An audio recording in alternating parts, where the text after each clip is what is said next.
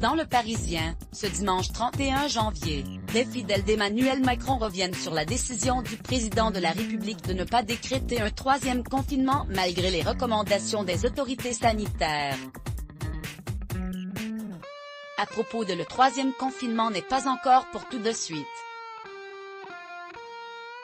Alors que nombre de nos pays voisins ont décrété un nouveau confinement, la France fait figure d'exception en la matière. L'ensemble du pays est plongé dans un couvre-feu à 18h depuis le 16 janvier.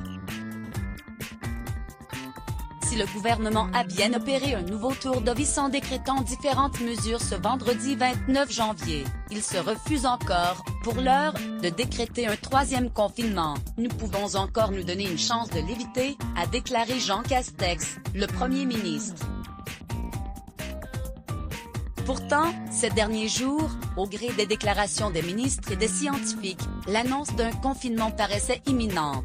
Pas de quoi si peine d'influencer Emmanuel Macron, il est imperméable aux pressions extérieures, observe l'un de ses soutiens dans Le Parisien, ce dimanche 31 janvier, par sa décision de ne pas acter un troisième confinement ce vendredi 29 janvier. Le chef d'État a voulu rappeler des messages forts selon l'un de ses amis, il reste le maître des horloges et que, c'est lui qui impose le timing et personne d'autre.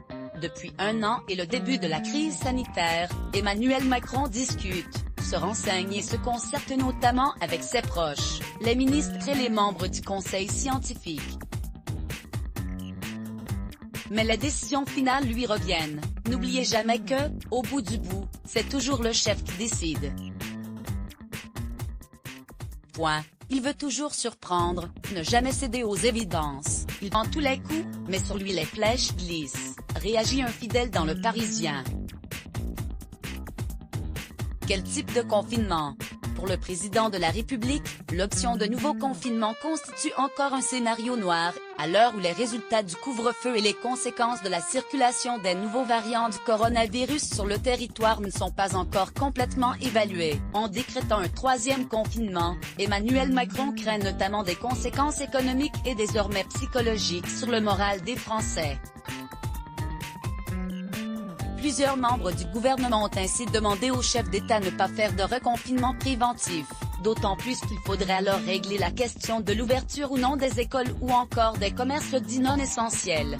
Article écrit avec la collaboration de 6 médias Crédit Photo, Alain Roland Images et Bus Best Images Let's Block ADS. Why?